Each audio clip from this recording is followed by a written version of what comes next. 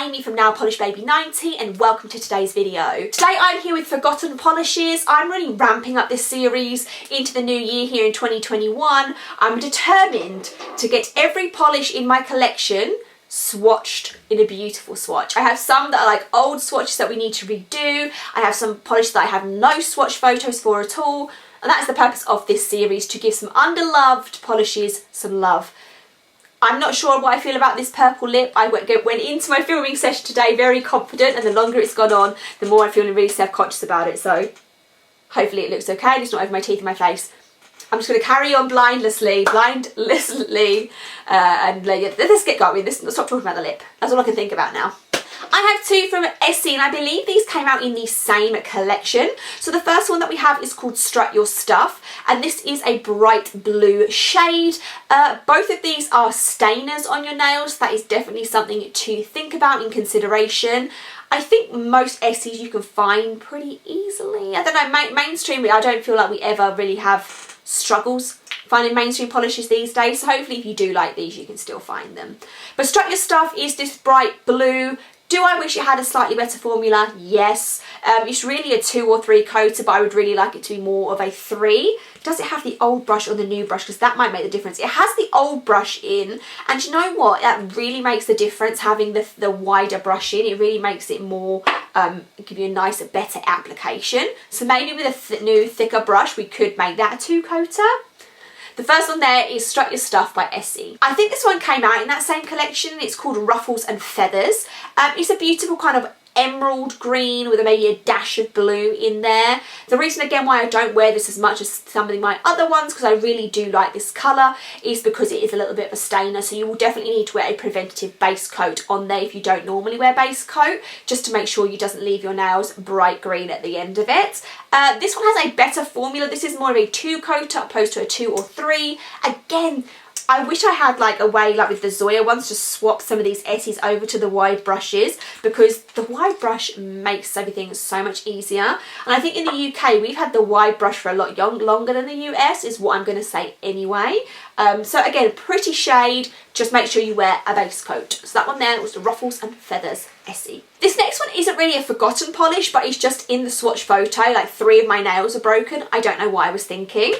This is Royal Navy by Butter London, and it's just a beautiful navy. I like a navy where it's dark but you can still tell that it's blue, and this definitely fits into that mould 100%. Very crisp, shiny, almost opaque in one coat, but it definitely needed a new swatch photo, and that's why it snuck into this series, just to give it a quick shout out.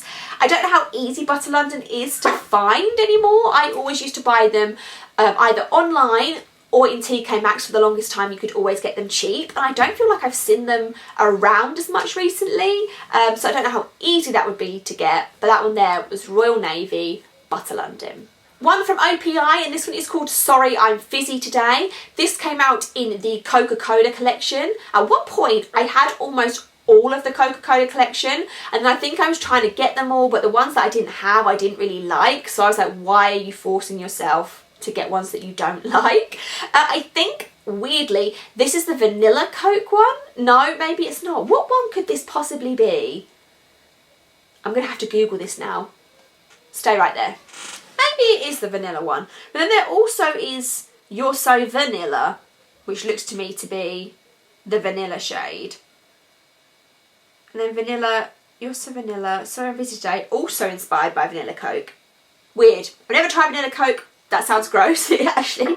But apparently this is the vanilla one. This took me that whole section just took me like 5 minutes while you weren't looking.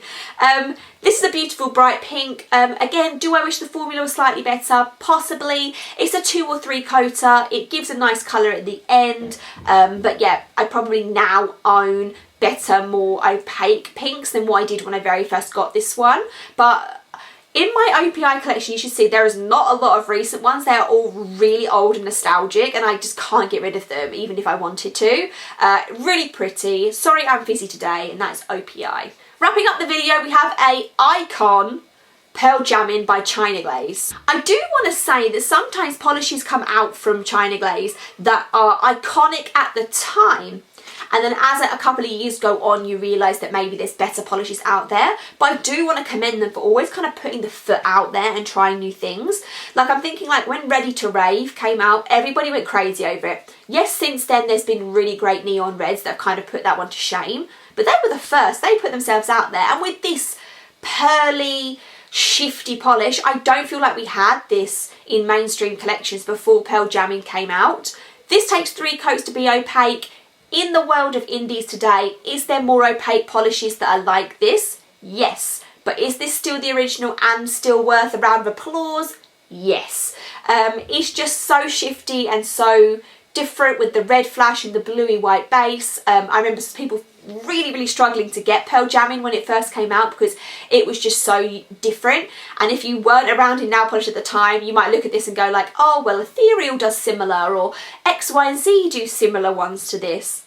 But this was the OG, so we have to show it and give it some love. 3 coats of Pearl Jammin by Glaze. Forgot what I was saying. So that is another polishes that I forgot I owned video. Next time I'm definitely going to include some indies, but I pulled out a ton of mainstreams first, as you would have heard in the first video, and then I just wanted to get on and start wearing those. But next time we will definitely have some older indie polishes into the mixture as well. Let me know some of your old and iconic nail polishes in the comments down below. Thumbs me up, subscribe, and I will see you soon.